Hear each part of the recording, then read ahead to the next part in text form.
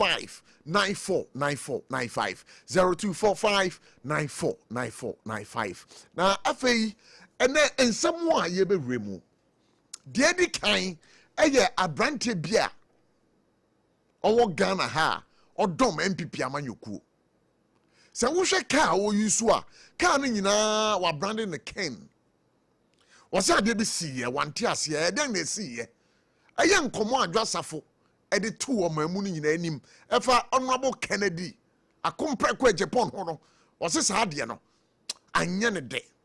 And again wose lawyer attach chance wa keka nsam bi on one of the TV stations recently against a honorable Kennedy akompre kwa Japan na brandie no wose sansam no a lawyer attach e kan nyina no kwabie anim na ose se ebeji na di pass no kwabie anim dia na kyese e wo so obodua Sarah Joseph de no so de ensam o kafa no ho no sansam ne de me abochi aka prof miti radio so mintimi nka ensam ne ye nyan ensam eni ye nyan Ghana ha your politics no edru sa pempensui has it gotten to this stage Babu menko tie abrantie no duabo no oboye ye wi a ehun komo ebetodwa. All right. If I talk about Facebook was here, video no ever wa etwegu. SOMPA 106.5 FM Accra. Ukwa Facebook page, you get to know what the guy did. Alex Tete.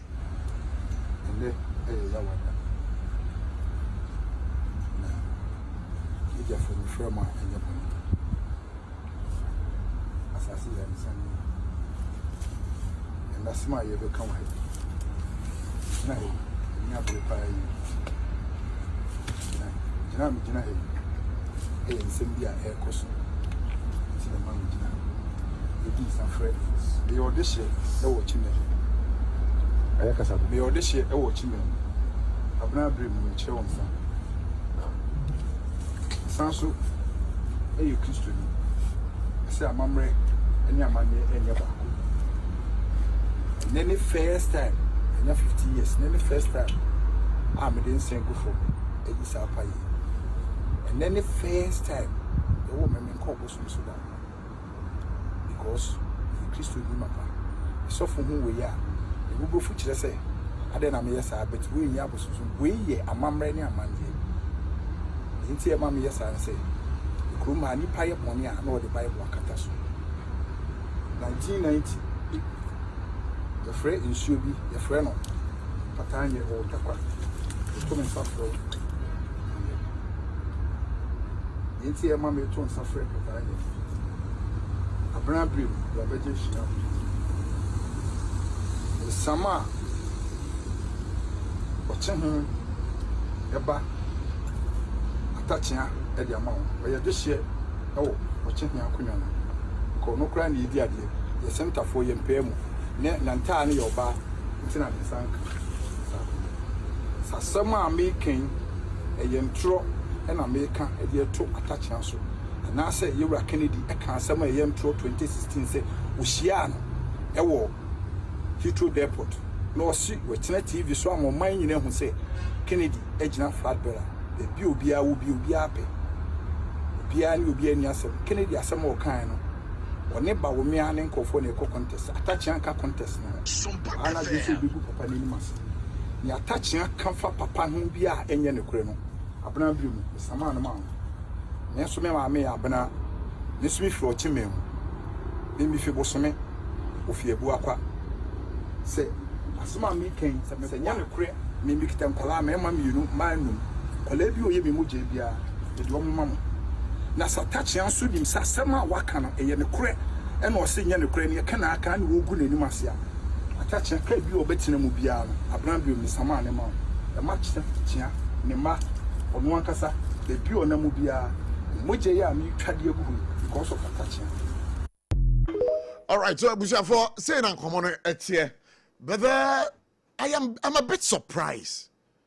New Patriotic Party NPP has it gotten this far?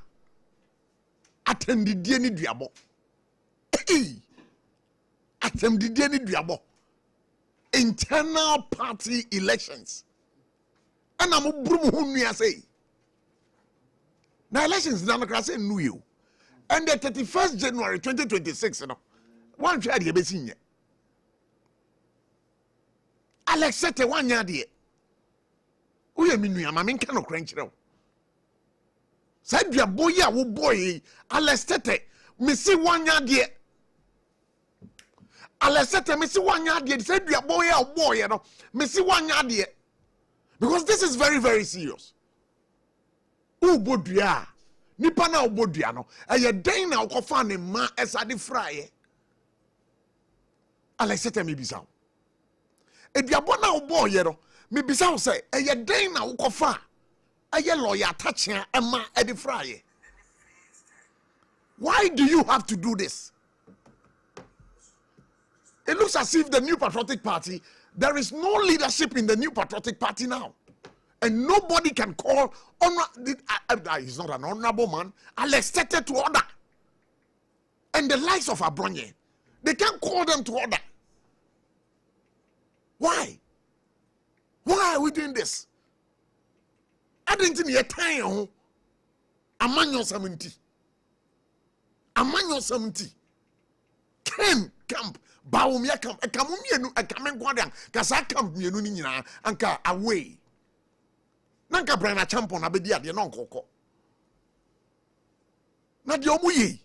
Enti no enne ya to aban ne. Na Ken ewenia.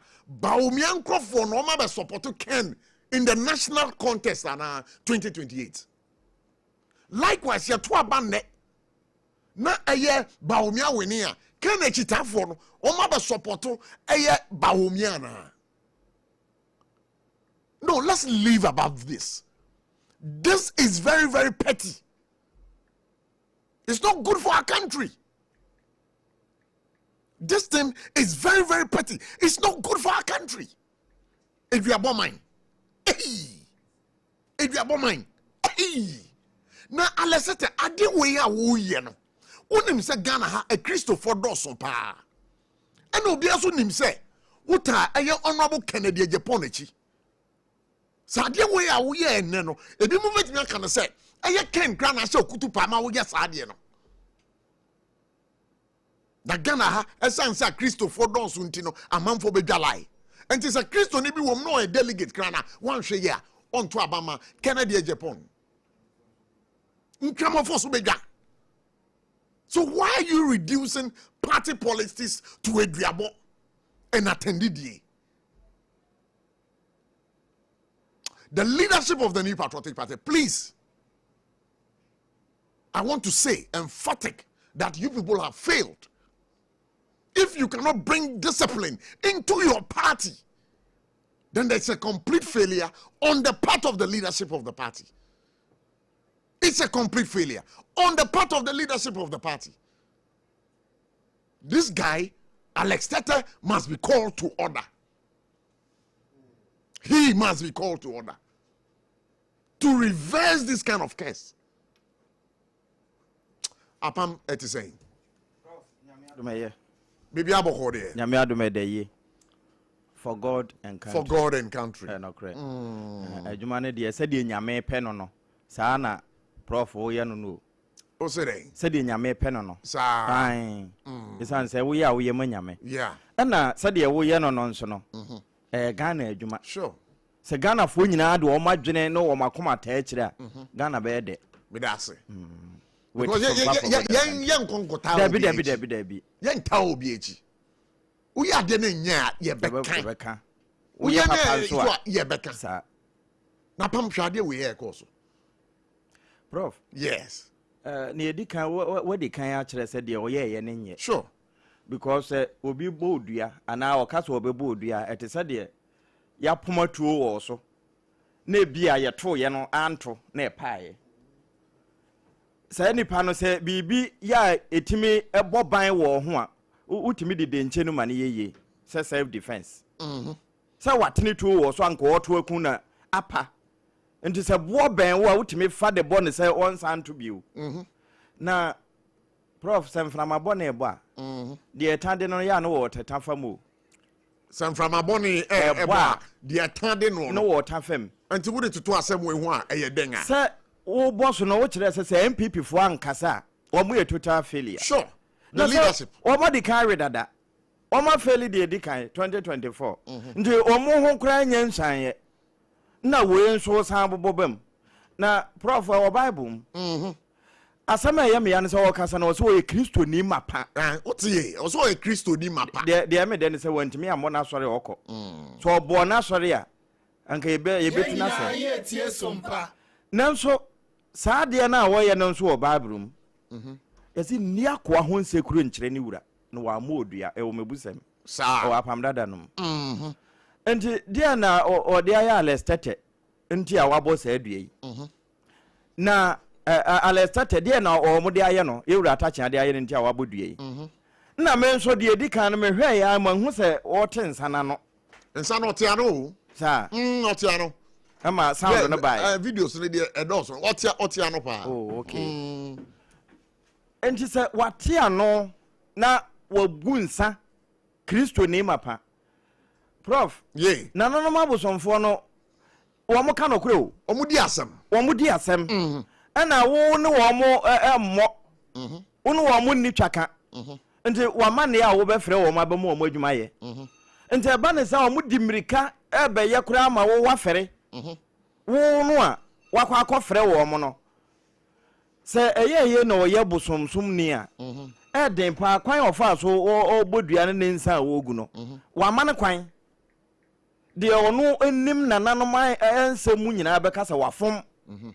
na wo nso so ma ye modua sei wo mo ati wo modua ho no wo mo nso so ma ye modua sei san se wo mo abraduabo se uni me bia ye free nokre enkezi nokre ai eduabo hey uko bodua ho ye bechiu de tachima no bodua ye bechiu de dua nananom abraduabo enti se sabre yi a munya Ghana so ambesa ba bedi amofra ade hye se esi ahenefo we kura na enya nuru Ghana nyina o say it again monkoa mo ho no asu ahene na atu ahenefo no na mo di duabo na ehya ase minim se yewura kan beba be yi ano a kire se won sososo ente sa anso de a ene esa de alestate atwa to ho no bi kura wa hyeda de nse ko keka se wura kan be di enkuguo ukai ebrebi atwemu abronye duabo bi okobo nokre eboa ya na amwa MPP for ye bisa ade na duabo ayemu desa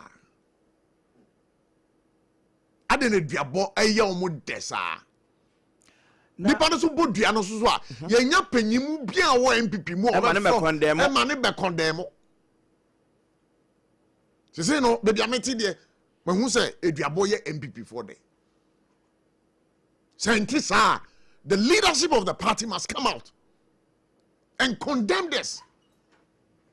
The leadership of the party I was so back out ebe condemn this eduabo yi na ko bodua so a na ode ukuta sna fachi odwan nyina otua dua ode atacha maso aka ho we ne yefra ne tandua eno ase kyesen tandua no dua omo etime bode wasefo ka ho no esan se o hyew no wasefo ase ena sa dua we nso wapem why then permutation dua permutation ai menti ase te se de utwa loto na bia emma no num na emma num no emu miensa na bebo na nso se be ya wo mpese ebebo atia wo nti no wo fa mma ne bi di akeka ho de atoto se ba bia eto ba bia obedi bi se bi na alesata boy eye very wapem dua no ai because o de kambo yura ken din se de waka ne ho asem titire yura atachia yeah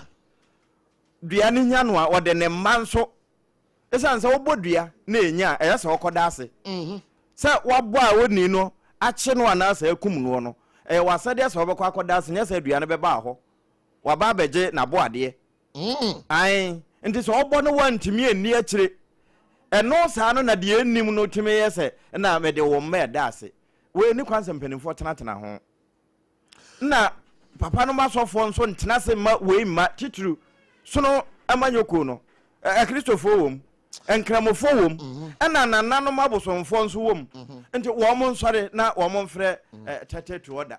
They should call tete to order. Wonderful. Because you dey a year. Dan pa cha obo ne da ben. I'm say 3 or 4 days. Hey.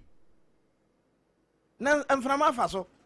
Mframa. Ana je so omo kodane. Eduabo mframa fa so. Ase che say ye bo no ho ano ne ye kasa dabi dane ande osansuo dane yeye.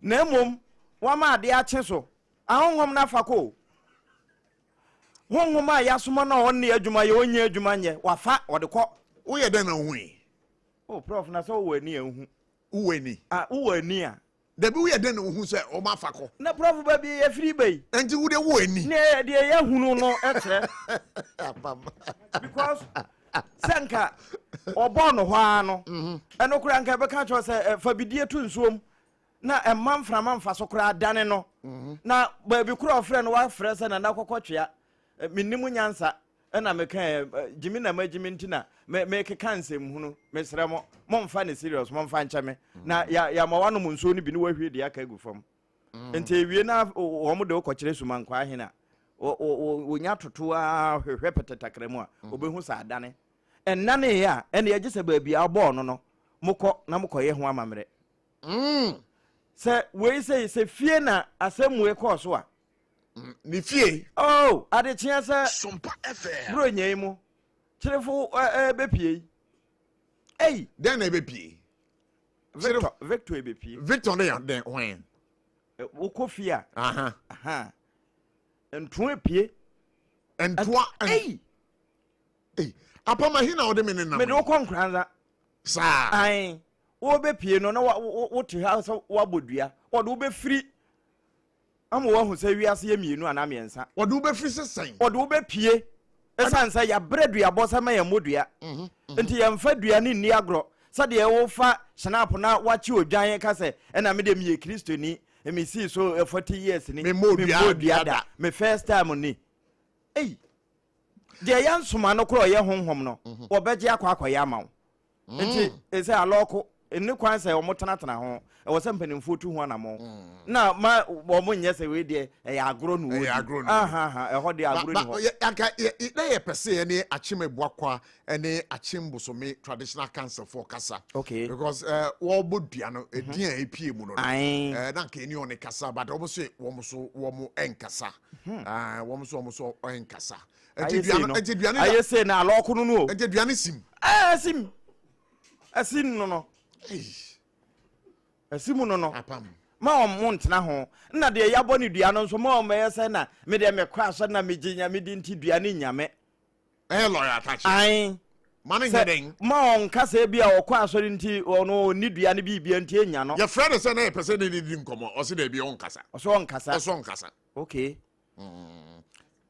nti so on kasa nso de na sɛ o so de menyame o de ama hwan o de menyame na sɛ tworo no nso ka sɛ eni akoa ho nsekuro nkyire ni wura no wa modua nti de ono nso kae no sɛ o kan ne kama asɛm bia ni ho a ene ne ho so nsa abrobe de okotu ye ne de apam dada na mum de o kae no sɛ o ka egu obi ho fi sɛ de tete ka no nso de a ene wonwene ho mienu no won sɔre so ntententem nto anamo ente saa sabre ya afe no kɔ na wie ye no nana no mahyehyɛ sefa o wo ma nhye mua o ma hyehyɛ sefa o ma sefa o ma nhye mua mo minti ase afi bia ye se ye sefa ye nhye food nti fa aka kuma bi na afe na hia ma o metena se ma bibi mesi nwie na yaka se na Ghana nso esi wie a ye nchi obia a kire din nti we de afa kura ne se e wo se ewura tachia wonya mpanimfo bi di nanim ntantem na wo mkoye se dua na loko ampa se loko ya wonfa ne ho ne mma na busua nyina nhyɛ alestatensa bibi si ne ho gunso gunsa wo mu misa no SOMPA FM asa ya de niam bi no mu di agro betin hira nka nyame se SOMPA aba no won so nsamfo bi no bi apam eni enyan apam me da se ne nkyiremu a wo de abre yen no na wo de koso atena ha na mehia pa na ende lawyer keke sebe asa wa change wo menim asa wa kesi bi Say peche nkwa ken camp de say didi nkwa. But na me mama wakwa ba. Me ma wakwa ba. Me ma wakwa ba. Na nkomo be na oni medi. But why fresh? Fresh lawyer KK Sebe. Me ma wakwa ba nya botre ma Patrick get saying. Prof. Bibi aboko de. And then Friday founder meda. Why? Meda Friday. We Kofi. We Kofi pa. Until I bad boys are. Oh there be. Kofi for your hojo. Makay. Papa. Your hojo. Kofi for asama matin so wundua. Hey. You see Kofi for ndua. Yeah, nya kila o. Debi man na ka. O see Kofi for wundua. Na no wan go Kofi papa. Adu wutua. Mintia. Prophet. Obi be gata wo ya didi fu. Yi erade. Egofo ya de bi na o ya di mi yo. Apam. With the one I'll be with the one I'll be even free. Oh, Patrick. Egofo ya de na adi bia yi mi wa he. What's it?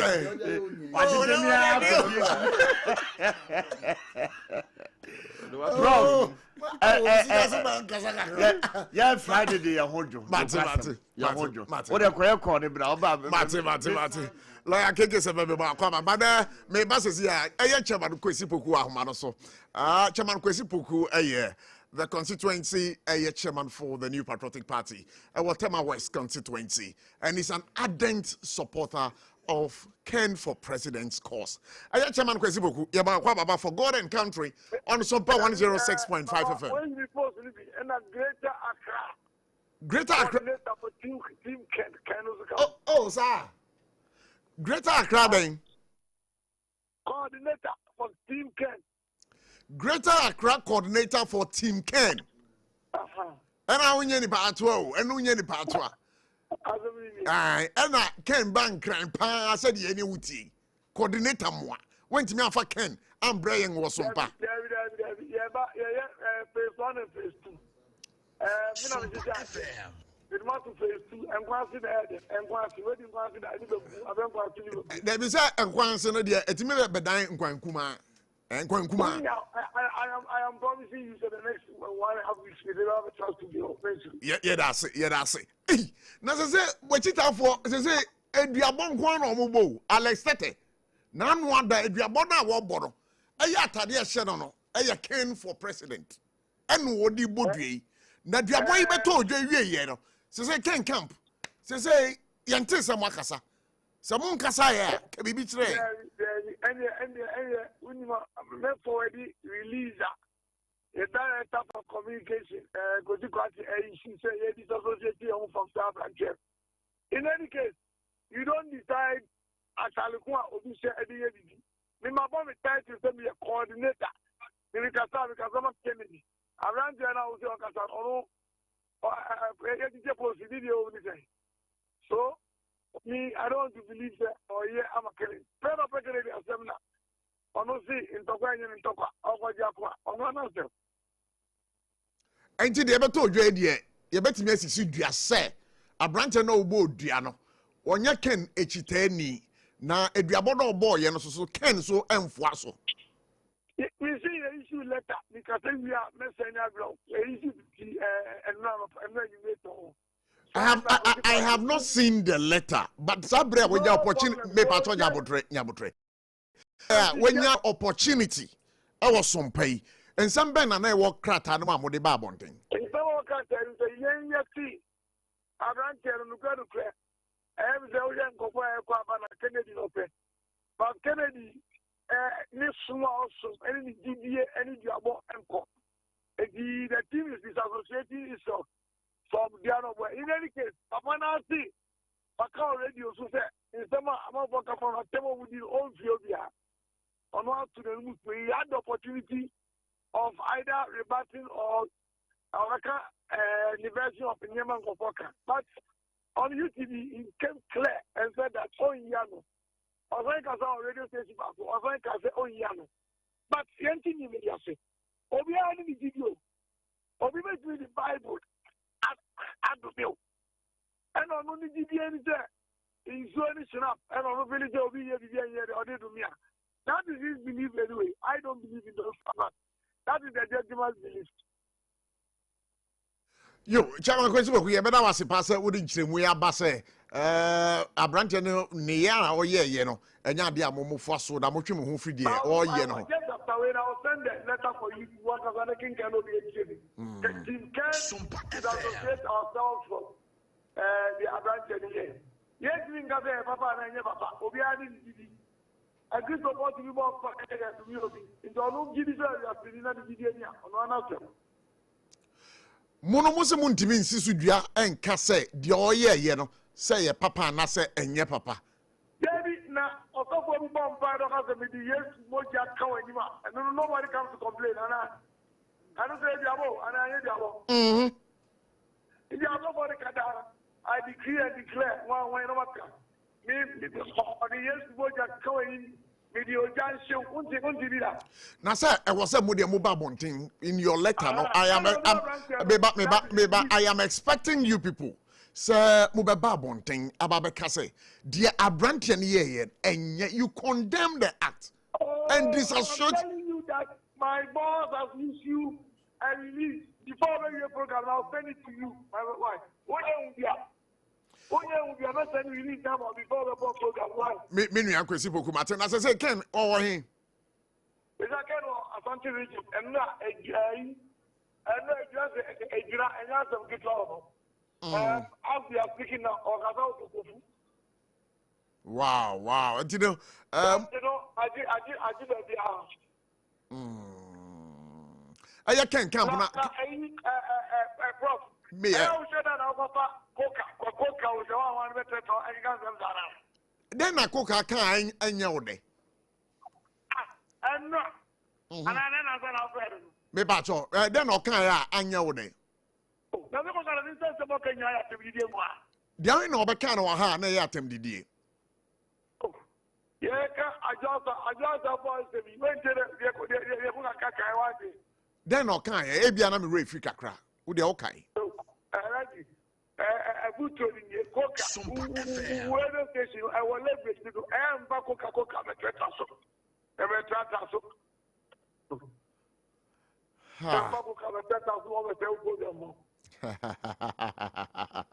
when you cook our problem, oh, there be any problem now. Now I'm shouting, where you coca, coming to me. So the piano depends on me. Me was studio, our angel team, and I know probably who's anybody who now the Kennedy level. Everybody. Also was studio no Sresika 70.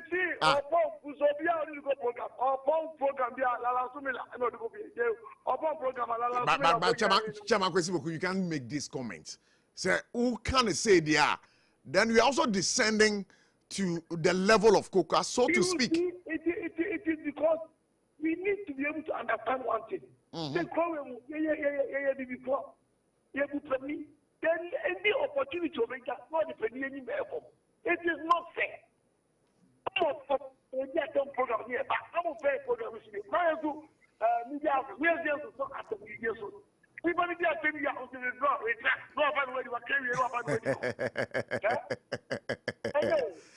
No, but you see, I've asked you a simple question. What's the coca bahabe kasambi? Na asam no yatem didie. And I've asked you to cite an example of satem didie na wokano. Why not see you? What's the answer? Answer ben on my Ebiana mi refi. Answer ben on my Ebiana mi refi. I see, and this. I see a young question of your only about baby and Timson. How do you say that? In any case, Yaria Yadina, then you do say I'm Papa. Don't Nick Kennedy photo you before Yaria Yadina. How do you do that? So, wait about 20 years. Then my old photo I'm saying, okay, we have a production team, one year production, and the head of the production team, Majidi say OTA. But in any case, no, also untimin country, there was a ewaha. We understand now, I say, we are one way sided. So, yeah. I was just appealing. I was not informed to cut the means I had it. Chairman Kwesi Poku, so what makes you think, sir, come 31st, you have that conviction, sir, Kennedy would emerge as victorious? You see, Ukraine Kennedy, one-man soldier, went into contest. The whole government is machinery, president, vice president, MMDC, Wobia, Kotiapapi. Was able to count 39%. And then, I think that's the finance gurus and the MPP. From a Siberia, one doctor, everybody is following Kennedy. Over the day, now I thought she was one of the few people, and they were going after Kennedy, and then they say, oh, I know. And then get a car talk.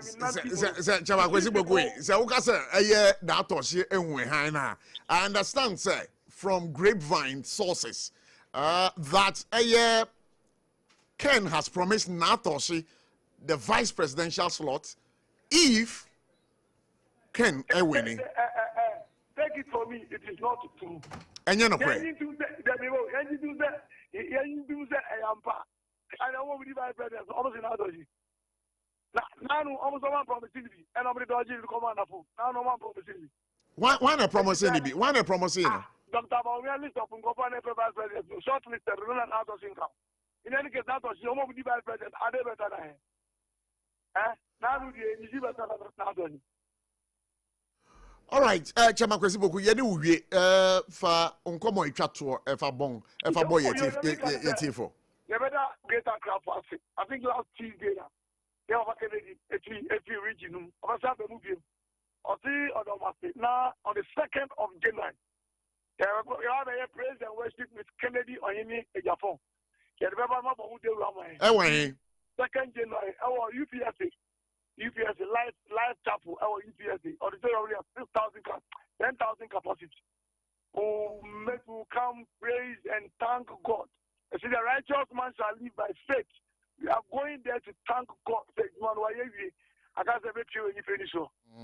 And to camp, yes, I can camp, yes, I bet you I can say, dear Abranti and the year, you know, a dear bonnet dear. Moi, mon for us. I've not, that's all. That's the release by Sanko, so send a copy, Mamma. Me digest the release and answer no way. If I win this, that me video be not as a unine, not a baby amount for a kick almost 7 now when I'll pass a mic around us. Hey, and I came by the and the 1 year I remember ambassador to US, and one of me visas. Oman Penyada for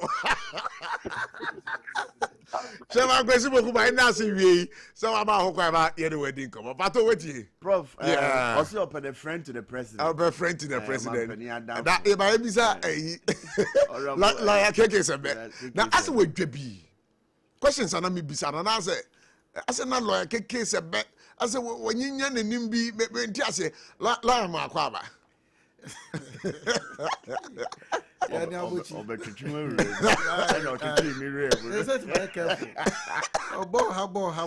Oh, no, I bought her. Lawyer, because before they know their war. Ah, it's a son of humanity. A humanimra.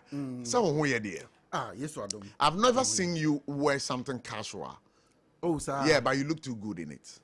Thank you. Yeah, you look too good in it. So what I should say, pa, the cook room there. And then comfortable how? Oh, Friday and now Thursday.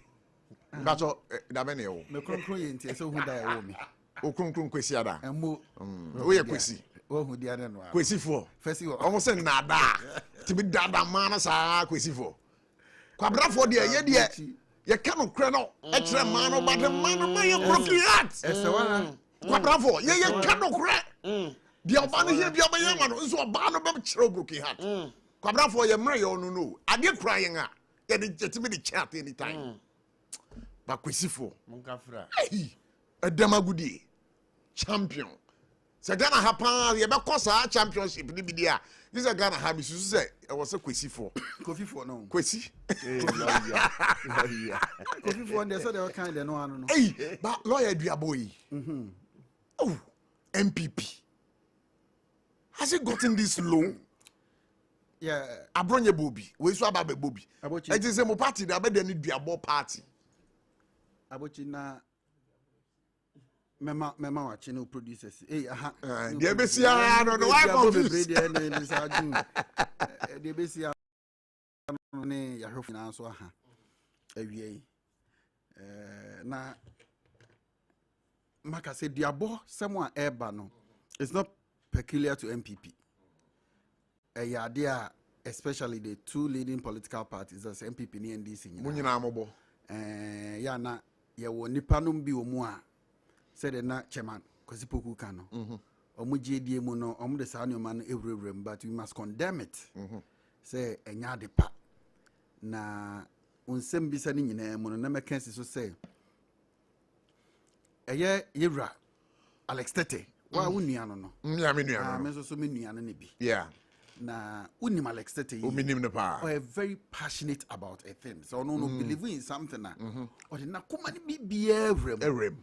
On say Alex Tete ne honorable Kennedy Japan 19 enye ne. O papa na se mu yie. Nti bibi abeye beka papa ne bia e ka no. Na se okaya na nsem mu ho ne nkasa ye bi kra no koye hye. Ema honorable Kennedy Japan eba out. E condemn no.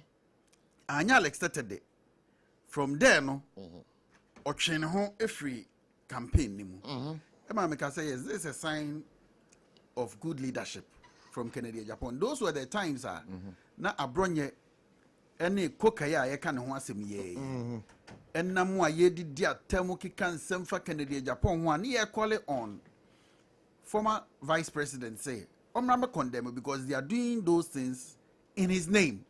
He never did. Until they say Koka Echo Court Utimika so represent Dr. Baumia because Dr. Baumia campaign Utimika. So if he says all these things, then I say he's in bed with the former vice president. Now okay can some the dear time yen yoma hunu way. That's a vice president and can wash it dear. Not just say said them Penyika say Penyina or Tiffy Eman Kwadari but in case of Kennedy Japan, the NDA, Otimi Krake Wepono, as far as Alex Tete is concerned. Alex Eba out, Ebe Canson and India Kennedy Japan, the Ayano. A man in some kind be cranes, a be create ya camp on the idea of Caso watching with him. But I said, your way and just was a Ebwa campaign. Now, Chairman Kwasipoku Bisau say. Ni dina pen pa o campaign mu tise nti ono o ye passionate person na ono so enam eye ne de se ye betra studio ha ne ye kasa and just Kennedy Japan akasa akire ye ne ye ka wo me ba I'm a matured person se me ba na me ka asem bi na amfa yi a I will not just go and blame Kennedy Japan for it. I'll take responsibility.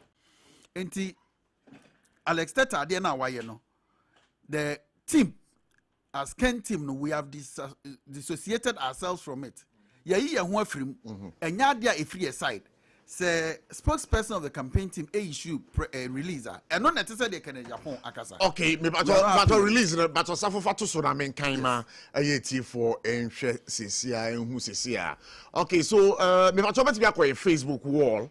Letter no edda ho for immediate release, and it's on the letterhead of Kennedy Japan dated 18th of December 2025. Kennedy Japan campaign distances itself from remarks by Alex Tete.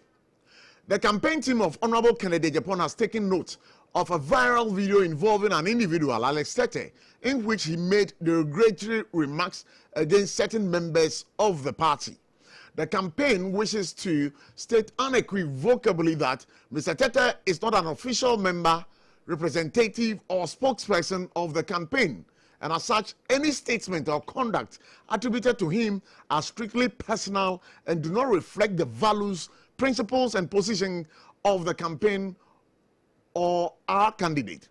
While we acknowledge the enthusiasm of our supporters, the campaign does not condone insults, threats, or any conduct that undermines decency and respectful public discourse. Supporters are reminded to conduct themselves in accordance with party rules. the laws of Ghana, and the ethical standards of a society which align with the core principle, I beg your pardon, of our candidate. Kwesi Kwarteng Esquire, campaign spokesperson to Honorable Kennedy Ejapon. Asana na daho no. Na wahunu saade we bi ewo the other camp. Say obi edi nsem hunu abronye koka nekra de se ba ko bia ba a friend Bulgaria also.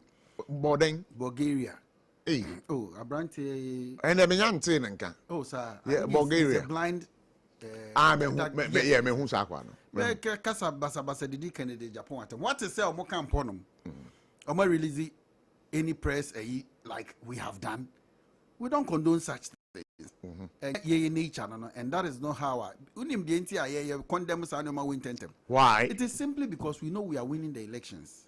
Oh, simply because we win. Yes, you're winning. We are so I see a canny penny in our boom. It is a Obi and Yoma win and say yes, son so manoko so ya. Ye a dear some is honorable attaching. When I'm my boss, no. In me firm na me share me legal practice as. Oh really? So I've worked with him for so many years. Okay, that's fine. Yes. And say yet na ho na nipa odimu wo party ni mu sei. Obi baf ade nanim be twitwiri form. Na yenso so yet na ye de ne yeso so ne an condemn sa ade na. Enti ye wie elections na. Ye betia ko no abo attach an say omra ne nsan ko ye adwuma. Ebeding. But say kra no mo win kra so ebe mo den. Oh, anya ye den. Na so interview ni mo want question na ye bisa honorable attach an. Want interview an bisa na say and someone okeka was okeka nsem bia with all due respect na ensem fata efa Kennedy Japan at the interview. I disagree with him. My former boss, I totally disagree with him. Comments be on also all making and mimi who say free or no with the stature kutan or party no is say free no neighbor but aba and on the man the all year interview no ebisa no say enti dia nsema okeka for honorable Kennedy Japan so we need a bit now say oh we need I say the party in the year so tie na be together near ye adwuma e dia man he understand the game no de yet ase anti de mu ye no mo ni da ho nya ne sa ho say ni da ho sa na mum game no yet ase na so wo pushi now the course angle said the ensema me boss honorable can attach abekeken anya no na ndisi for be sa abo atia yen eno after 31st then attach akan oh once you have not played it yet, I don't want you to go into it because we are pushing my say I can see a mechanic say in quotes me some Kennedy Japan. All right, that's right. And honorable attachee and so no. I am a former boss that I respect so much. It matter concerning on me. Na say drag me into it sadia. Me pursue honum. All right. It is clear. It is clear. Say the team Kennedy Japan no. Enfwa enyoma bia etisi me patcho abranche bia friend Masawood Kumasi Bantama what the message bia by a Facebook page or say Dr. Mahmoud Babian's campaign team has received tremendous support from the party's grassroots with electoral area coordinators in many constituencies across the country endorsing him. Dr. Mahmoud Baumia would secure victory in 2028 and deliver hope for the future generations. Aye Masawood Kumasi Bantama and all the way up. Me cha Masawood bebre na chese otie. We 2023 who the change say. Sir. Oh, 2023. We had 138 MPs. We Canada upon na mu and I think one other free more. We had about 136 MPs supporting Dr. Baumia. We had all the appointees of government, over 6,000, supporting Dr. Baumia. Constituency executive Ben na beti akara say ye Kennedy Japan. Na me bisa o 2023 me be drive feed so da. E board room Kennedy Japan. Ben ye wo team a working for Kennedy Japan. Na 2023 ne kura na ensabia ye chinchim gu ye chi gidi man nipa baako and remember say sabre ni mu no ne wa ban mu. And it is clear say na ban ni nyina support to Dr. Baumia. Anu nyina mu na ne enim say Kennedy Japan. Ye command about 10 to 15%, no. Ye to be no kuta 37.4%. Now wo sa nyoma we nyina masa one man 37. Na enne it is clear say Kennedy Japan na ho den no e wo e form eni soro ho now esoro ho nom no ye ka ene ye soro ho ene ye parliament it is ene with 138 MPs wenya bia meka ne ho onya 37% na ene at least so the ever 20 MPs per ene ekuta all right se ekuta 20 MPs mpo a ene na form on so what is going on there say none am I 37 a 20 ebe my saying we are winning one touch you know all right man mami try me home brass see we'll get into other matters right there on For God and Country. Remember the numbers to call 0260-1960-64, 0260-1960-65 at exactly 5. We are back after this break. Chimanafui Electroland Abeja near the Munamuni Amapani Nanswabo. Wait, Thursday, 10th April 2025. Raya showroom for front and Wukumasi Techiman Kwanaso. Yedi Roma sorry dino, and I said backsword Nidia Nimshe. Rabajo Samsung, TCL, Media, NASCO TV, AC, fridge, gas cooker, washing machine, deep freezer, home theater, microwave, blender. Aye, ye, Nkwada Ediania, Aye, day na Amodia, a woman of one of Rapomodi. Anyo, impeni for swinging chopa. Mawobano apomodi, winimo frase. Yamvita, gumo do bempre. Yamvita, a delicious way to grow. FDA, aji ejedi yinkratoyatum. SOMPA ABOTCHIE 2025. Yabo yaba. Bible say, nyame SOMPA pani say, ubi kon winyanka, eni ewisia mobo. Enuti na SOMPA 93.1 Kumase. SOMPA 106.5 Techiman. 90.7 Nkransa. SOMPA 103.3 Takwa. 98.9 Sunyane. Ana SOMPA 106.5 Accra. Yakabom se bronye yebema enisia eni ekranfo edidi na yenko ayetimi age se wo beboa yen. Enti say ya anwa emmo tin tomatoes ntade empaboa ye bia wa hyadada wonsan ehia enye ntade dada na emom de yebetime de ache amano ayeye monfa meboa yen ne yefa mamobrofo ekunafo enyanka ne ewusia ebusuafo yemfa ye ho hyem na proposi prepa oboadu ponko mu yenyankopon obeyiye wiye SOMPA ABOTCHIE ekunafo ene enyanka ne so wo mu bedidi say yesika fatu ahomatrofo iso 0598 559802 meeting ubiem 0598559802 edia waso yetara one media Anasa Blessed Foster. Na sadia fibia ye SOMPA ABOTCHIE ne mamono. Afi de ne nyame ya domo a eye new year dan wankasa 1st January 2026. Ana niema ye nsa ka nyina ye beche. Enti se we ye kunani a hyanon so se 1st January 2026. Eye new year dan wankasa no. SOMPA branches bia eben wo ahyeta e wo Ghana half na baby ano. Koho said ye beya wonsa ebetimi aka woniema. Eye first come, first serve. Mo amu ye bi afie twam no. Emu adanse de mo amu nim. SOMPA ABOTCHIE 2025. Yabo yaba. Duma Fest Festival 2026. Afinso 2026. Duma Fest no Basso. Yeshasie January 2nd, 3rd, Ekopim 4th 2026. Ewo Duma Sia. Nasadano Sunyane Duma Sia. Efeye de Bruta. Brabe witness the Ghana's finest artists. The likes of Kwaku Smoke. Family. I'm Rado. I see me penny pa.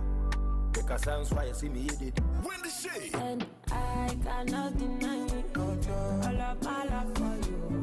Now the legendary Ophelia live band in Super Wosono. Sponsors 21st Clinic, down delivery, box and bottles. Jace Ackley, Big Drop Agency, Cowbell, Twisco, Holy Crest Block Factory, Plug Lounge, Eastbet Hotel, Sheila's Executive Hotel and Lodge, Media Partners, SOMPA FM, SOMPA TV. Nasada no, obi bi o peso beton de no. Ombebu kutebo, Sikakuma bi and obetia. For 024-188-3559. 024-188-3559. Duma Fest, the pride of the people. Duma Fest, where culture comes. Duma Fest, the heartbeat of Dumasia. Feel the celebration. 21st Clinic, yes, sciatica expert. Sciatica no, when nerves never to us and if I was slim, never on Nansia, Bessia, Siacono. Say, who teach him and not any offend sciatica. Now, it's me boo or to us say, cow say, Dre, with slim, would you be a any? Nanona 21st Clinic by a Juma Power Muyintia Basubo, Majin Wagana, and Yamonone, and Yasam Ketua, Wamuji International. national awards ahodoɔ mo gi local awards ahodoɔ na anu nso na wo mu bie the only sciatica research and treatment center in Africa bibrim ha no ebi ni baabi a gise 21st clinic nkoa wo mu die bibiduro ene besa o yare no masa de machine aka ho yare sabia yare bia wutimi de kɔ ne mama ade ba ko a wo magidi wo mu pa no sciatica ena stroke nso de kwa diabetes ne hypertension ne ade Ghana ha baabi a wo mu ho enkran ha sese ye wo Tantra Hill runabout se wo free enkran eba ye wo wonsa ni fa so wo fra masaman so na eba nso a wonsa bonkum so ɛhɔ na wo behu ye 0540-311-311 0540-311-311 na 21st clinic still wo mu ye sciatica expert tontonte yenum nsane e fa adwen ne e fa adwen ampa se na nanu nim se bre bi beba ama tontina 74 upa ye ne simple T74 abeye aduru tontina 74 ana T74 asa twe ya dwene asina nanom dodo so se de na dodo bua ma na nanom enyare basabasa no saa na tontina 74 ana T74 ebu anipadua no ema immune support enti obi onum bie no abre bia ne ho dendenden tontina 74 yi nso ya ye no se nsuo krokro wa kama enti ba bia wonam bia obetimi de wade akọ samene wa ankefi na ekroyi eda no nko na wie ye wa bra mennom T74 se mennom tontina 74 menya hoɔden mennom ne da bia T74 yi eye hahama ene ye de aye na DHC ena aframa na ye kama saa no T74 ahoɔden ne apomuden ko a wokɔ pharmacy ana ba bia to nro bia ubenya tontina 74 yi bia to T74 yi enye ma oba wa fa afuro ana obi a ɔma nufoɔ ana se obi a onya mfie dumienu eto phone 050-162-8931 and 0246-073-498 FDA agi adwadi nkratoe yi atom Abusafo ya mamunyina kwa baba SOMPA 106.5 FM exactly 4 after 4 wherever you are under the sound of this great voice you are most welcome to For God and Country. This is where we digest all the issues to the core. Patwa Nantisa. We digest the issues to the core. Yeah, can't papa. Because I am for bonus. Yeah, one bonnet DM for us. I am for bonus. Papa. Now, bring your wedding away. Bronya ino mewaha sa bonkra ha bonkra we di no me yesen kan mekọ akurase kakra me say take me go me yawa take me go now lawyer say take me go now take me go hey this time scan ni system no mo easy prof scan ni system no so Sarfo rama bahre nsu nyame ye oh yes bibia nsu nyame ye hey let me prophesy I'm entering the spirit. I'm in the spirit. God is telling me that Pato. Nyami yadumoa on the Monday cry then. Monday 22nd. Minko. Ubenya dollars from US. Amen. Amen. Because again, Prof. Yeah, lawyer. Prof. Yeah. A bad day na. Bronya ye home papa yen. Oh say. Kakra ye can e bia na ye fan say amanyosem kekanie ye. Penti sa o. You see, economy no the way I managing ye nhwe ne ye o. Na economy dey say ko ye. Sa na obeka ne. Na say ko ye. Why? Because of the dollar cedi no.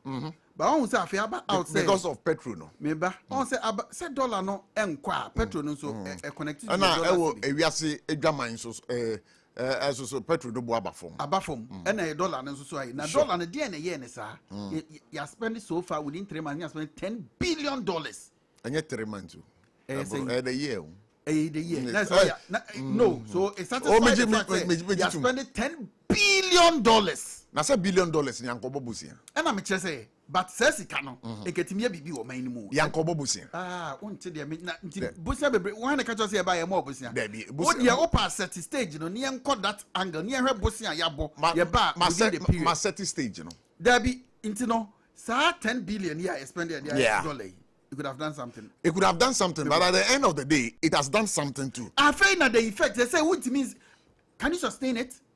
I want to sustain. It is what me have 10 billion and shame every month. You can't sustain it. If you can't sustain it, and I say, you might it be boable. Almost sustain. Inflation, about for me. Yeah. Sadness and your muscle a born a year. But you can't go to my bed. Inflation definition back one.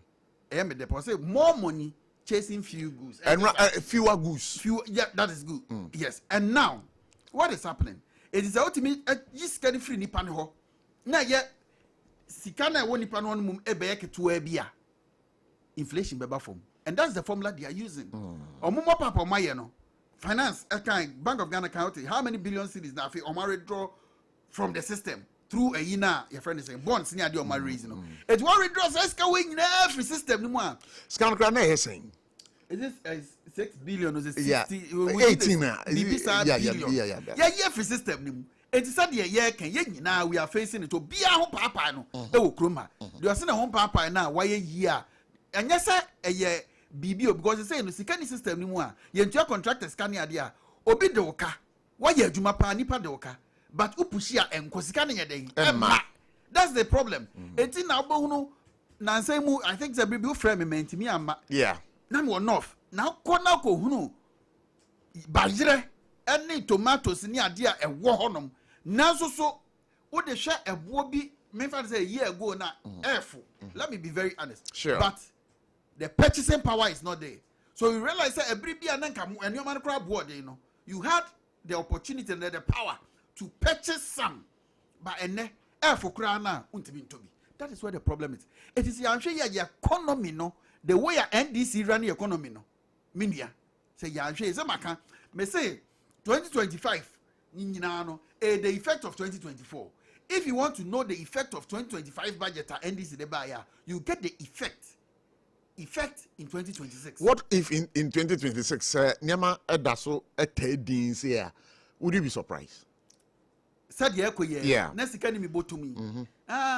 Menya surprised because now scan so ba obotom bebre nyama boba edin per your own definition now yama no. Yes, entino nyama entino afani afamienu upeja ha no upeja ha say so. So you ask yourself this.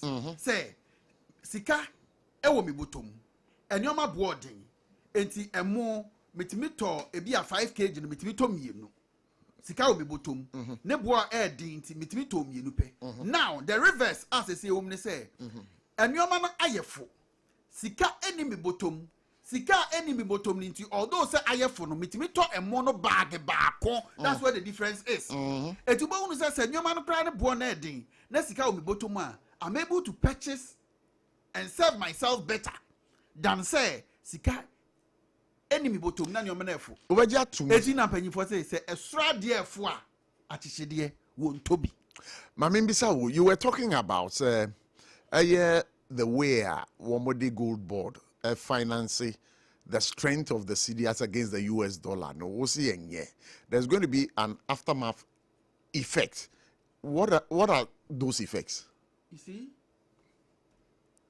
one, I say, World Bank crab ebe question because the sustainability thereof.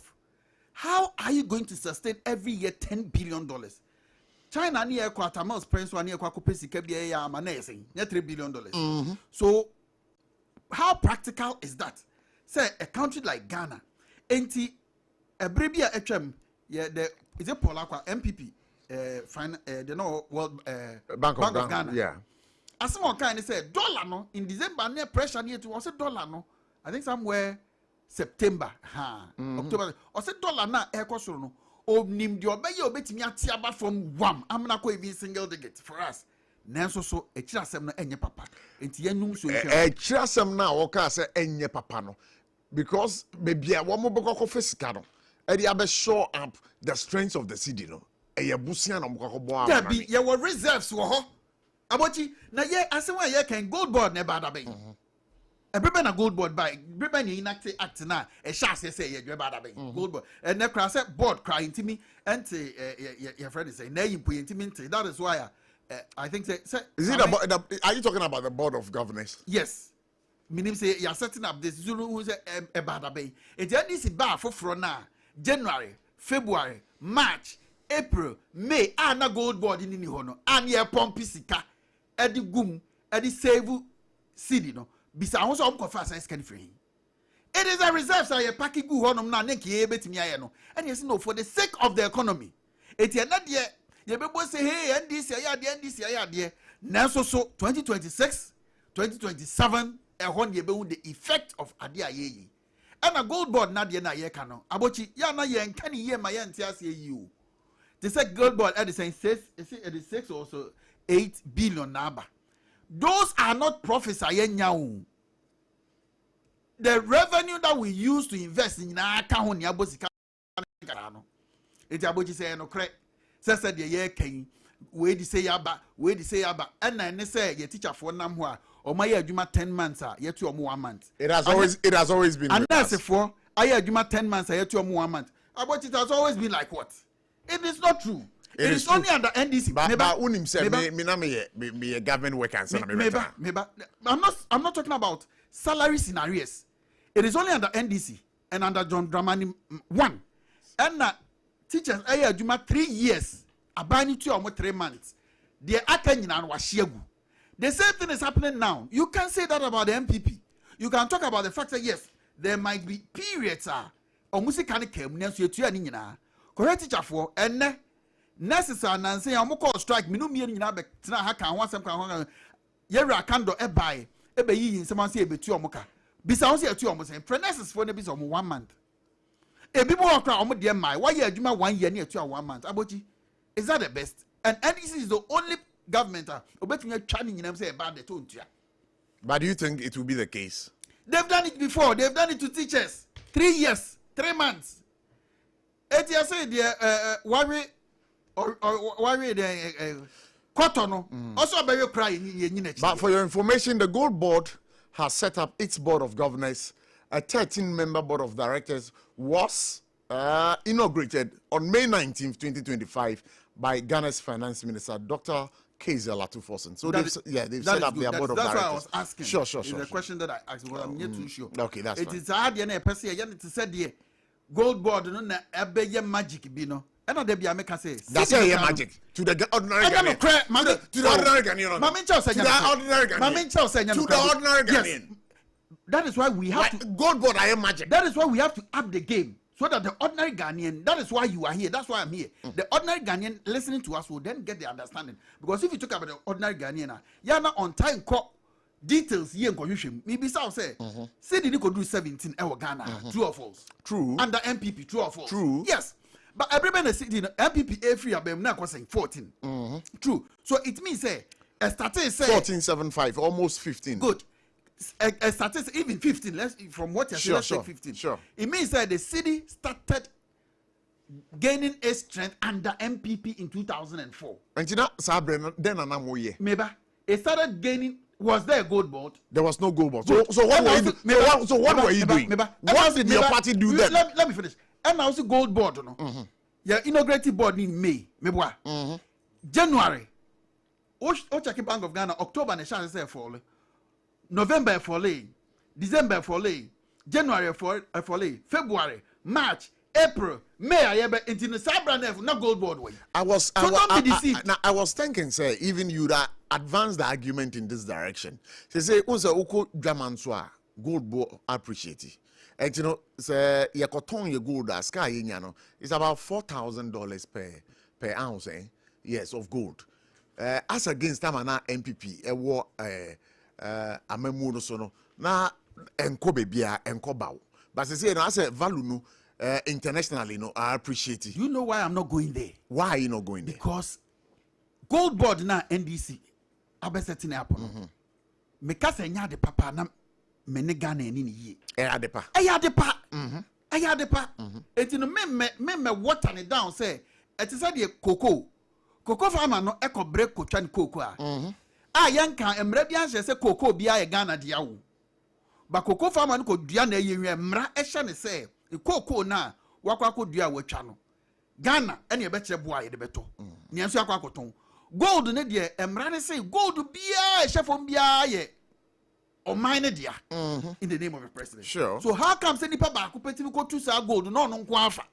So establishing the Gold Board is something good, but the any hono me yenka say that's what I understand. But Patrick, do a search on this for me. How much reserves have they been able to add to our gold reserves nationally? Do a check for me, because I remember say MPP Efi Abenuano Sono, now it was around, was it 30 30 point. Yes, I say a building. Yeah, mo shall say some building. Mo ya de pa. And I dear back a gold board no one say. Nanko beer to be cotton gold. Is them two them cotton there or mining yason fast. But now we are regulating it as said yeah cocoa no. Said a bay na ye benya so fast. That is good. Is it because NDC in a diaba? It's in my bet now say gold board and yet I say no, we don't you move minds are. Never be any honor. It's the simple idea maybe say NDC for any gold board na mercy no gold board bad by me. That's a boy. What you to say? Make sure say enya no na be 10 billion. Na eden na isi. I get the pumping of the dollars na near pumping gum no. Sabe na gold board my. Na ureti. Say ye wo Ghana hai. Na adebi di nya. Na ye ni anu ye a ye de be so ano. Na say gold board aba. So eyi na no a. So what's your problem? We still have reserves. No, Patrick, my name is what is the reserves now? As a American, won't you? Me person me say that you now person will say a gold board no and na who sika 10 billion if you gold board. I'm saying no correct. Says can ne free. We have reserves, foreign reserves. We honum we be 2 years. And when nke yetimi de ya. Foreign reserves no. Mo kono reserves. Maninya sa research ni ma. Me so me ye wa. Won so ye. I don't have that in mind readily. That is why I'm stating the then governor of Bank of Ghana Nasemo Okaye. I can even research it and then get it for you. Nasemo Okaye concerned that say he is able or he can do it. But say okoye sa ade na ensunsuanso e de bebantino. We are here to educate the public as well. At the end of the day, Abochi yanye praise the Lord ensresre na ochina yensu ehun sunsuanso na fe yasase enya enuoma de aba fom a sika eni ubotum ade kwa kutobi ntimpanyin se sura de efo a chichi de wontobi etu be so ya chichi de na sura de yefo na ene na akoya na wo bae ene ka wo mu ne de ne boarding ba fom ena wo so obi she obotum na otimi de tobi a na ka de koyenim eti ba bia ye drone ye do pointer critical moment me de NDC for abano said ye ekoye ni ntino omutirim ye omode eye omutirim de no momfanko na yen ya ye pa amemu ni mu abade be ba beboa yen because by 2016 na ekọ na wie ye no eho na abahunu se Ghana fo behunu se ampa 2026 and 16 2026 sure sorry 2026 awie ye ekọ 2027 no eho na ebo se John Dramani Mahama first term ayeto abama no obedi ye so 2012 to 2016 say hwe nsesaye ono ane da so 2026 2027 enti ebedru honom no enyuma aye nkreti contractors aye ntio onka we one entimi we my inflation emafo ti say ma ye na munim na mwanye oh yeah nyoma bebre you see the challenges are so wo hwe ekufo ado amamuo no first term Ghana for ekoto so abo ma ye remfi an approval, a solid one-term approval. The second level I acquire, no, there were challenges. We acknowledge that there were challenges because bibi ana yen nimu dase ebesi esiye. Ama economy no, make say am kwasa de ne ye pe no. Ade aba be wie ba bia ye wie. Ba bia ye drei akwa akodru ba bia. Said the president Kufuor ema ye wo nkwada free e wo hospital sa nkwada no nanado dankwa e ma omo ko school free no akado be ma omo adwuma enwuma aye enu nti na ese ye fa Canada Japan mra no fa nwuma mra ye ma no omo nye na sa adwuma ni ho a e ma pressure e ba aban so e ma oman ni mu ye hye eti ne ye ka sa nneoma aba fom na so sika eni nipa botum o ye den o de kwa akotobi eti ya de ye say NDC for omunkoso omununu omo no omo nsere ene ohu de esi omo party ni then esi o NDC mu oh I say me patcho for purposes of information no ye catch Ghana for CCC no Ghana's Central Bank gold reserves no are climbing to 38.04 tons by the end of October 2025 until the but as of April it was around 31.67. So it means somebody be account. They are building the reserves, right? I am not saying. I'm not saying some of Bibianka. I don't even have those facts, and I cannot come and sit on your platform, a big platform, and just throw anything at all in the air. And you know, BB the air coso, name the American I will go board in and say, and Yaho Naibi, because reserves near. In September this year, the central bank's gold reserves stood at 37.06 tons. That was in September, but currently we are told it's 38.04 tons, representing 21.3% increase from January. Now a year 30.53 tons. The MPP age I think 30.53. More in 30.53. Yeah, not tons ni bi ohoda da. And I'm mudi now you're saying I'll check get that one too. Then you know the difference. More about 23 and the count is if you come and chroma pencil. Yeah, more about 23 tons. Yeah, less than 5 tons now. Debbie. Next nine. If you come and I remember saying more 23 tons like that. Come and chroma and 9. And now we must first year. Now you're without gold board. Yeah, the na yen chi obia gold see am kwan ye to. It we crown as gold reserves no. And come multiplied by bare 5. But you and I know say e be nobody finance a year. And I'm just a member or more now doubts. I go to the reserves I jaw once and researchers mom call reserve foreign a year reserves I jay in terms of cash. In terms of cash. And none of the best started proper system no from January I make sure na gold board you February na gold board you March na gold board you April na gold board you it dey na baka time say May or chance say all year adwuma no e no de onyade e dey no nyade e chance free January buy mo reserves na my building e that is it some of them yes some nye o mo dem mo ba mo so on person adwadifo ho to mo every say a serious effect back on dwadini no but that serious effect where is it anya ne aka business ya ne say sika ni ho a obi betim dia to bibi ana me just say effect record the year 2026 ade akwa kodu 20 afeni ebe okay say during the time of the campaigning for the 2020 I think it was in 2023 na Ken ebon to ano what you say Ken kan o say baby a dollar na kwa kodu no yes a man boka okay sankobo no mekai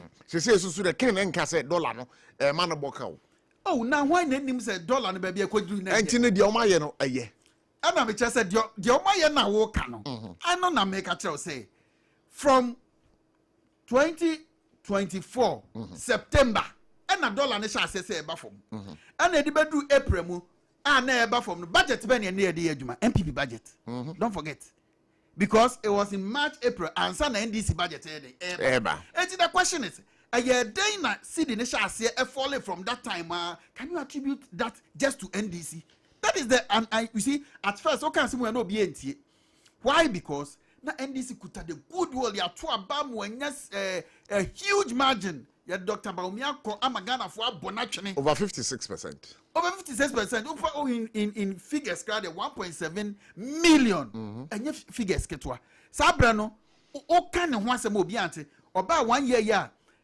President Mahama share your friend is saying nurses bo say the be automatic placement oba eno de pick and cry na dem and nurses for who wadi omuhamo nurses for su teachers are omunya ni mugidie eto aba ma no say MPP enye yankofa NDC mra and the teacher for su why adwuma enfie busumi du yama no 1 month pay to say the year be 3 years yama 3 months pay no and na realities national say don on us afoni Ghana ni cans mo betie see no say shall say September 2024 MPP wabem say drop ya January drop February drop March drop our brother NPP budget in the boom mine there.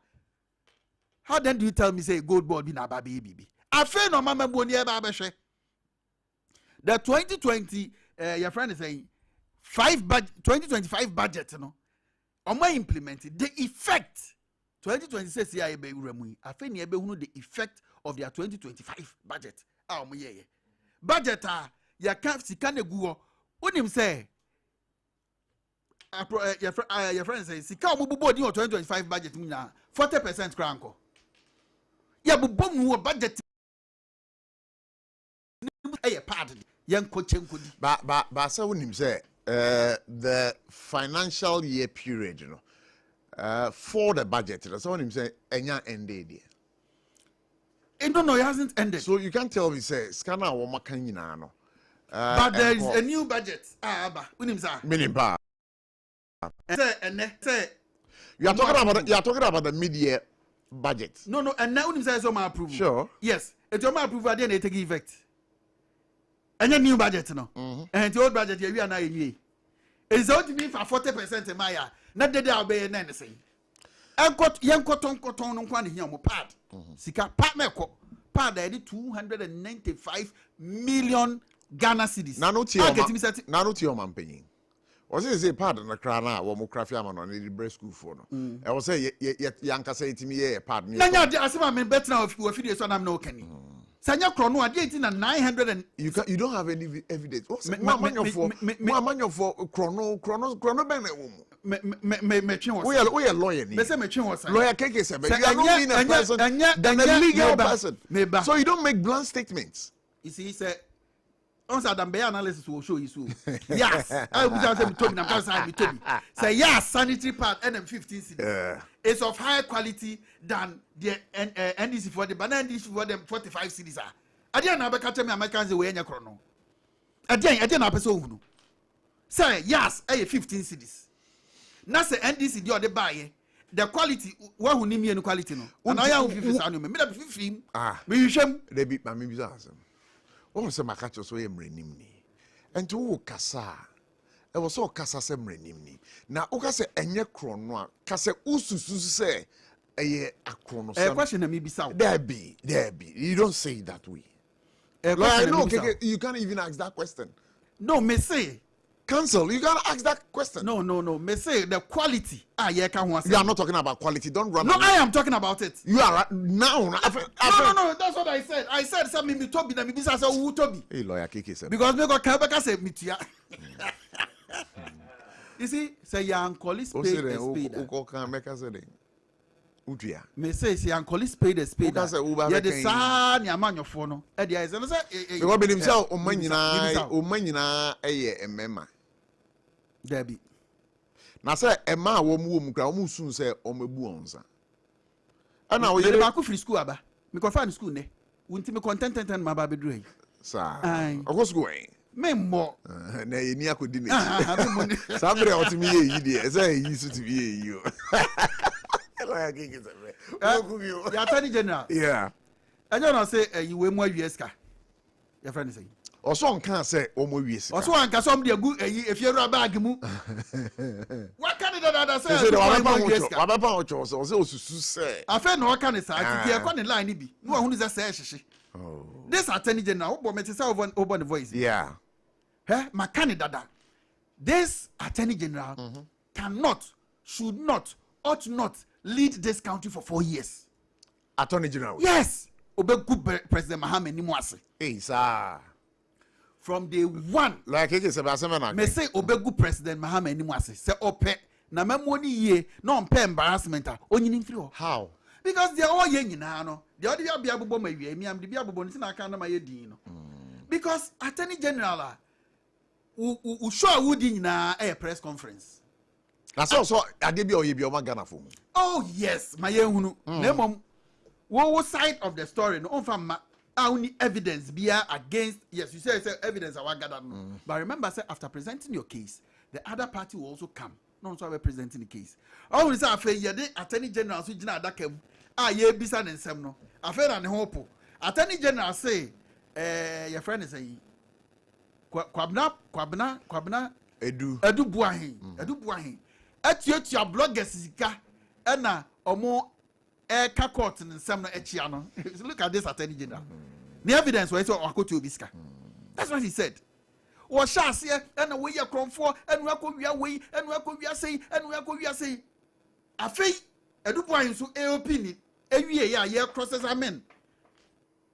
Your friend is saying Attorney General no afei no wahunu the ekoso or born a voice no say your friend saying Kennedy Furiata omra na said your ye we mu no dear kama sa no be no sa me da say yen ko nkuti voice na yemra. Okay. Principle of reciprocity applies. Now mind you, the person who is the subject matter of extradition will fight it in court.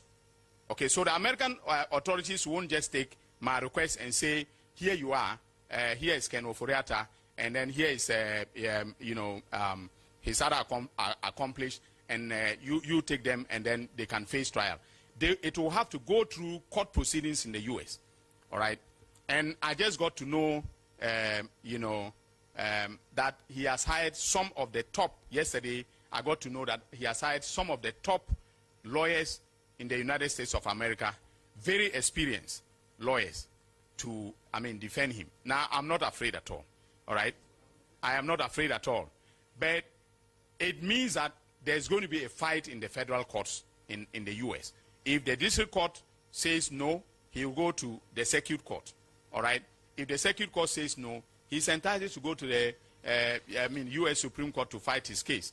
So I cannot tell you that he will come tomorrow or he will come the next day, okay? And I'm just being honest. Accounting to the people means being explicit and truthful. So this is what, we are faced with. But I have, on behalf of the government of His Excellency John Dramani Mahama, we have taken the requisite steps to bring him to Ghana to face trial. And if I were him, this is his home. He should just join the next flight and come here. Under my watch, he will not be treated unfairly. He will go through due process and be prosecuted just like any other person, just like Kobina Edubohi or Hanan or any of the persons that I have filed charges against. All right, so SOMPA 106.5 FM for God and country is what you're taking a listen to. And always remember, we are live on Facebook. Facebook, SOMPA 106.5 FM Accra. Like I said, wait a year, Attorney General and some more, what deductions can you make?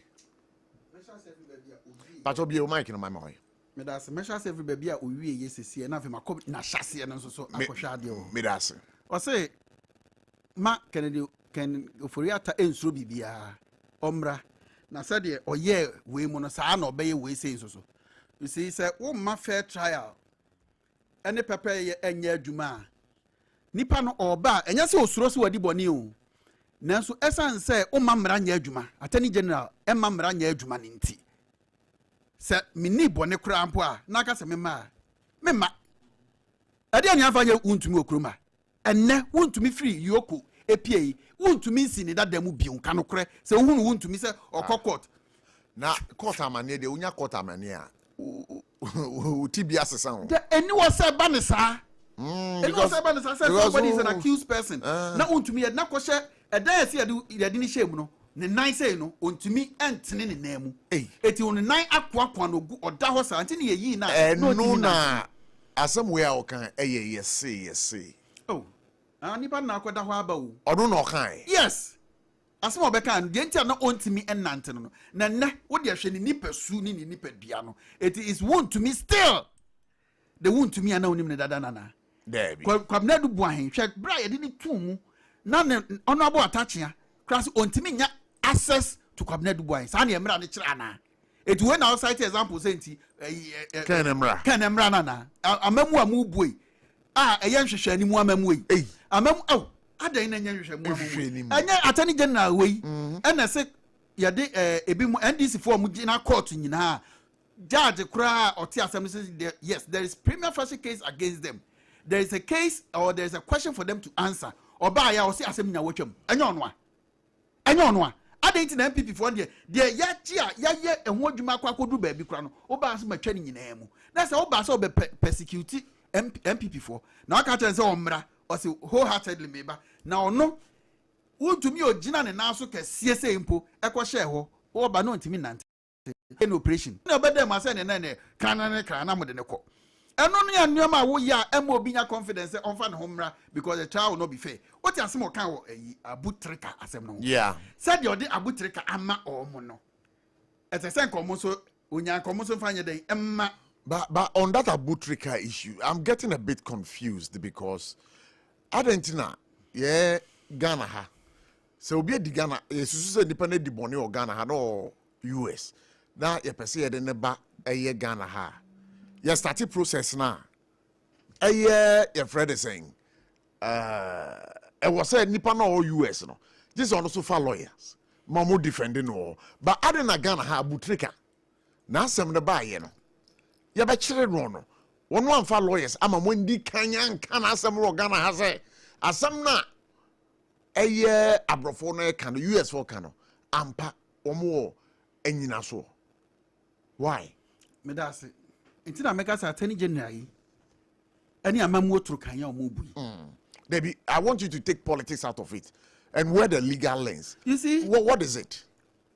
Yen yadwene. I say me Sam George mekasa ho. It's you. So utie Sam George kasa o kasa ho a. Abutrika no. Ye bu ne for dada e wo Ghana ha na say ye taking as utie ne nsem o kan na. Also last time we free expect bi mo no so kasa ai. Say empokra na nipa be 29. E wo line so e de omo ba beko. Enya sa na o kan adenti na yen chi nipa no ne examine nyoma wa ha say nyina nwie hunu say nipa ne eye supposed to be sent there yen crofo USD eyi ba ya ye chi o ma ne de omo mako now yen kra ye de hye wo ho crampo no esan say ye de hye no de nan esi America for esoil sunti no America is ready to protect the rights of that person. America is ready to protect the rights of our citizens on our land. So. Okay. But we are not ready to protect our citizens on our own land. That is the problem. And there's America force, hey, what me about do your chrome had there? So why won't go for class or more pewa? I see a who the or more pew.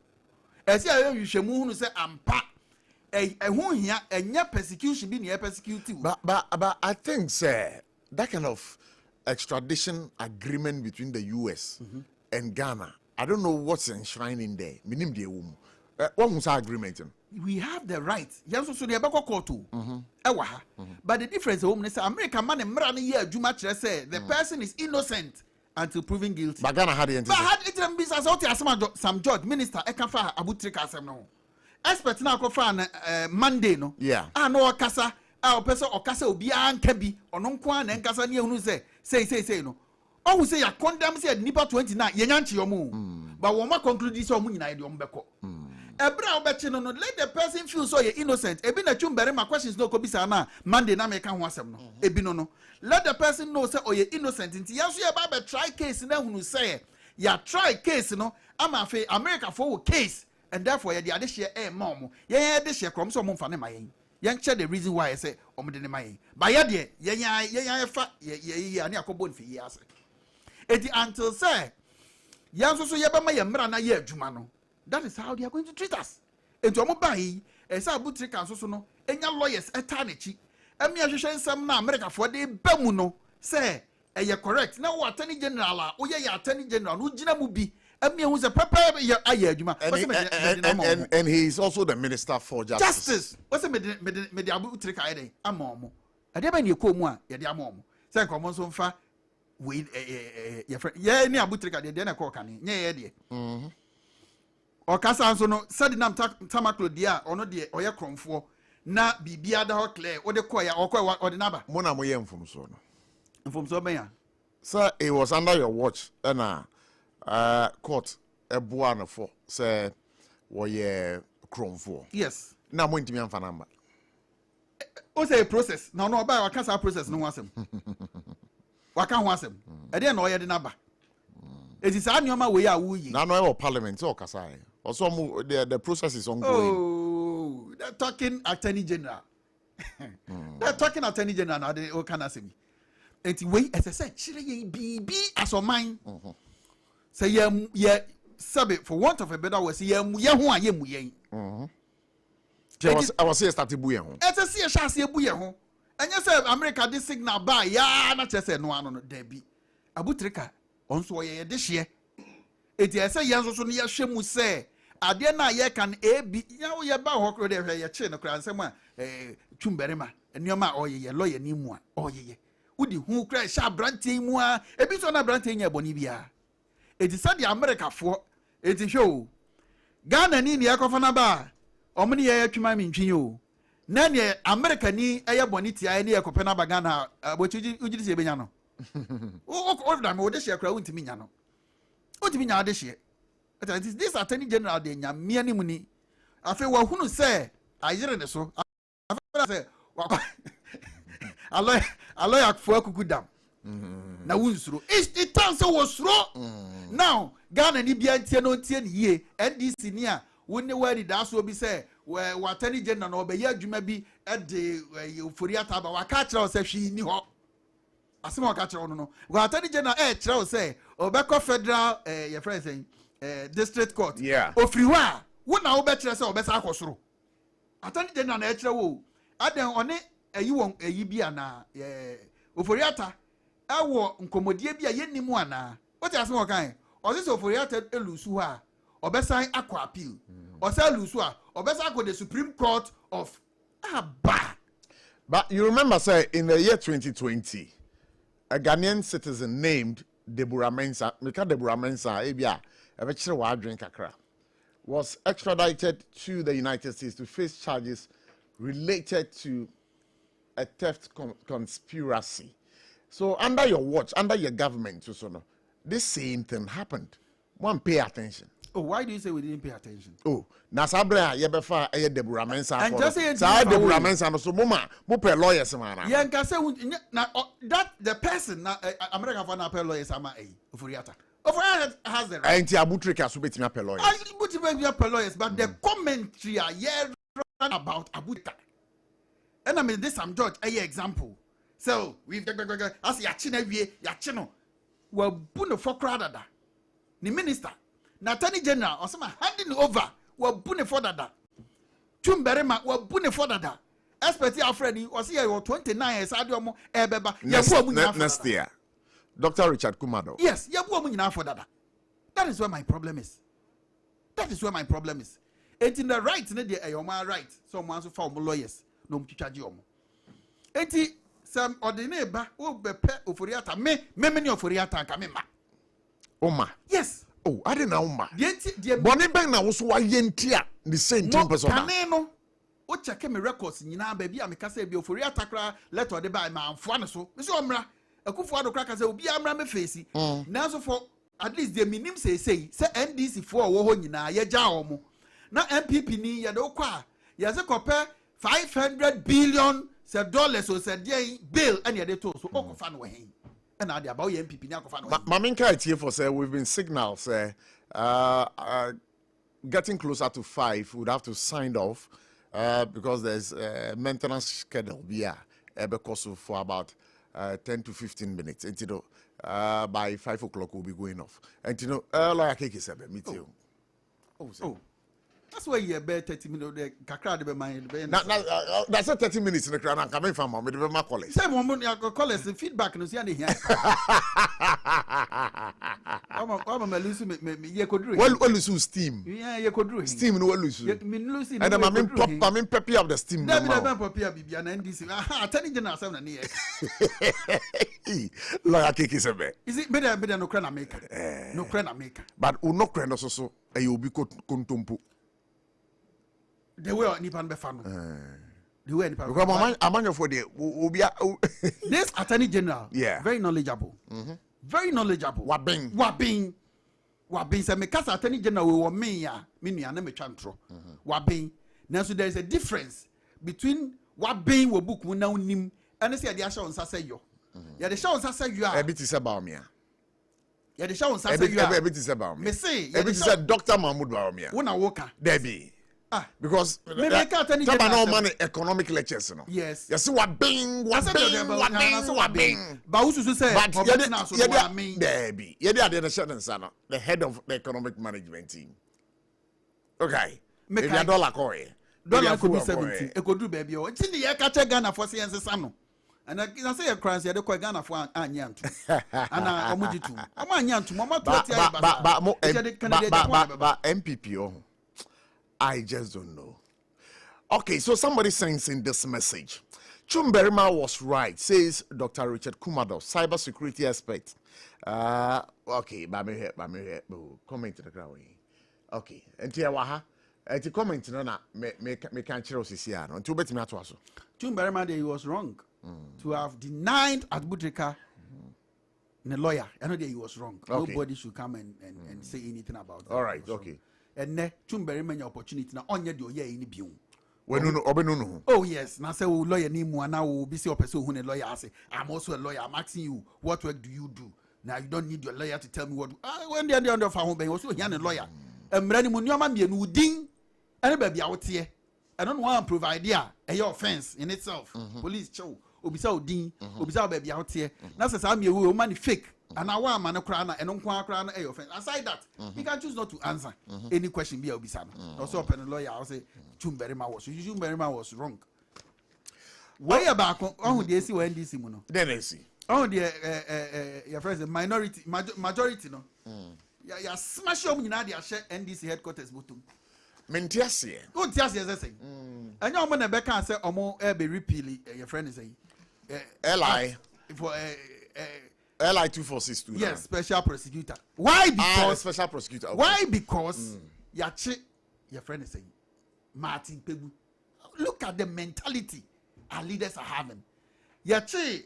Ebinom ekoye de sisi dada pa OSP Jojo no krom ha nyina no eno de ye hunu se no tie yenkoye na DC fo nyina ta akire MPP was in power be ma ne ko so Martin Pebu ekasama mo ya che no ene ye Martin Pebu NDC ni me se okasama omo ora team no nka ho okasama omo no kra OSP nko be pedi OSP did chin no. Ejina wo ka say wo no. Yeah, they say ama ye yi ne. Ono be ka say. OSP achi no. Any banter aba there. They say they were free because e basa na akwa say nti no ye de oye. Man OSP no pedi. They say no so Martin Pebu epeden OSP edi. Eno nti no wo. I should even say SP special prosecutor. Okay. Only kind of officer. Special prosecutor officer ba emfa. Martin Pebu oni mazel na ya de tina sa office on no. Oh sir. No, when you are too biased, you can't. Me pato o say when Martin Pebu is too biased. Have you heard Martin Pebu say or can be papa bi about the MPP and I say Akufo-Addo da? To the extent what it mean like insulting words, you see on Akufo-Addo. I don't mean to be that insulting words been. Oh, I just said measure should be na send dia bro. Measure be no be ho no ma o count mu say all platforms want to me can fan who but there are some platforms or continent. I can send the open or the call. Over pay OSP or special prosecutor. Special prosecutor can OSP have an account. Hey, or Tim one is lawyer KK Sebe. Lawyer KK Sebe. At the end of the day, NDC amemone dear no credit am ye nimuni. Enkoye. NDC amamu. Men am catch enkoye. What ya mianto ya bani 31st January. Ne yamfa Frank anisha Kennedy Japan semunyi. A honor, ye divided. We have divided attention, not that the party is divided, but attention is divided. Now, no one metian na imagine ewo miko kumaseso. We can Japan ewo. I say me yen intem na meko na meko to ano honum. A honor adwene no. Ye via. I think ye di Japan be go NDC for. I to. I mean can say straight away. Wo de Japan go omo to. And that's because all parliament cry. Parliament ya ka say 87. Omo 100 oh de omo ye ho. Ayi ne yagu na ni mase basa. Majority leader NDC for say omo to ombo kakra. Me pacho. KK Sebe. Yenche sorry so. Say then I catch Ghana for NPP internal contest. Eduabo ni attendidie na ewo mu. Eduabo de yesre. Pa say Eduabo in the year 2025 near the Eduabo na eye adwuma de yesre. Memeka as so say entwa yie. The minia Alex Seteye no entwa yie. O ma na koma emra fom. Na empanyimfo nsori de ebe ye wo hu bia na yenye because nsema wakeka no say take effect abia be ko bia be kame. Yes, some catch say lawyer attach. Yes, my boss. No me former no me nyine ne ye adwuma me ne man nyina ye adwuma pan ni ade. Enti eha me pa. Alex nso ye menua. Ono so de ne magina mu. Enti efa ho so eha me. Ba bia be fa bia no. Enya say eha me ni nti na make ba ya ade a eni wo say yes so eya de fun eya de tan. Enti na ye camp Kennedy Japan camp ya ba be condemn no. Yesre delegates MPP. Yesre mo. Yes, also sremu biu. Opportunity na any. NDC mess up. na ebe da ne ho di 2026 2027 ye hia obi a Ghana fo se yemfa ne mra keke no monto aba ne mayen ene Kennedy Japan ono na obetumi aye adwuma no de amayen empanyin se so obi ka tell say je aduane hye wo no pipiripie mu ana wonye wo enti no sa ade na wadi nipa atam na de anya nipa a ye di na te wa ye ni watam ne pa cha okom dome marketer okọ asemi ye ni matam onti mo ma me ko obi miensa na me fa nkofi ene ye de ko gidwa da bi de ye di na tam asika hye ni botom no okọ otimi to de ope se sika ni ubotom a ena obi aka wani masem basa ne se de ope na mo sika wo botom a obi ntimi fi wani mu dwudwiri fom eti Kennedy Japan se media medi adwuma na eba no wanya bia ye wo manya bia ye sika timi aye den atena wo botom na wo so no ye kwa wakobi ye fra edi enti ena nipa abusuam nipa bi ho ne so na so asamba ye se ntwen mo no onye den omra because sika ho no sika wo no enye good to see you ne di bebu man enye okay ne di bebu man enye de me se me na mejo ne di bebu kwa asam na okan e kasa twitwi because Dr. Mamuru Baobia otaka good to see you say Debi Nyabotre otaka good to see you okay otaka enti ono na wode na na be kire say ono na wode na what take kwabna Japan da what Canada but me Canada me kwabna Japan ti make good to see you wona ne ka so ti make okay ti ba bia be fa ko bia lawyer KK the two leading contenders in the race Ken and Dr. Baumia. Kobra Japan mo de krase do mo nka. Wo we yo mafiri mo. O de bi me very Ghana ni bi adim. Mukra mo amunim. Na umpese obeka no kre. Oh de bi no kre de meka. De bi anso meka. Mama ka che so no kre no. Me so e be me kuntum. And so who say election mu de jabbing is permitted. Until who jabbe Dr. Mahmoud Baumia. Oh me money din. But indirectly you are jabbing. Na be jabbe yes akoka motherfucker. Na what the motherfucker say? Me boss and honorable attaching. What a brofo pa. What a brofo pa. Motherfucker assessing. Motherfucker brofo. Motherfucker assessing. Who researchers or you know what research and you know. No, what is the meaning? Despicable. If I come here and I tell you what you're saying is despicable, may you sort of. Is it acceptable or not? That is one meaning of motherfucker. I don't know why I have we are to a triswa. My boss, with all due respect, say Obi come motherfucker on to me and conclude. Now, if you do something and it's despicable, not can they report air casa, not say or cannot say despicable. What is unpresidential about this? But it's not a language, borrowed. But that is so you need to know the meaning. Patrick, what's the meaning of motherfucker? Motherfucker is a strong offensive slang word. It's considered vulgar and impolite, and it shouldn't be used in respectful communication. Anyone meaning? No. It's usually used as an insult to show anger, hatred, or disrespect towards someone.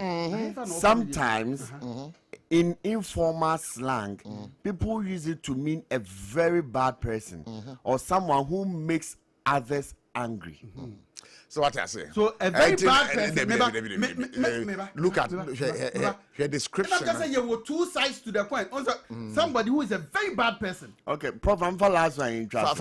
I say in real cases, especially in movies or secret slangs, it can be used jokingly to mean someone tough or impressive.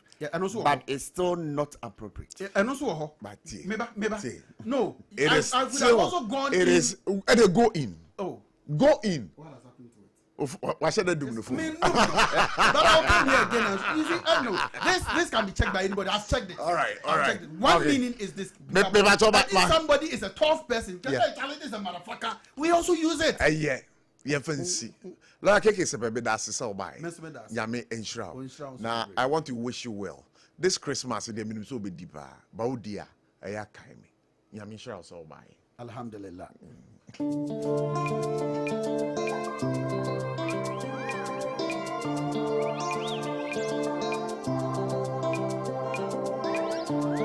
SOMPA free titio.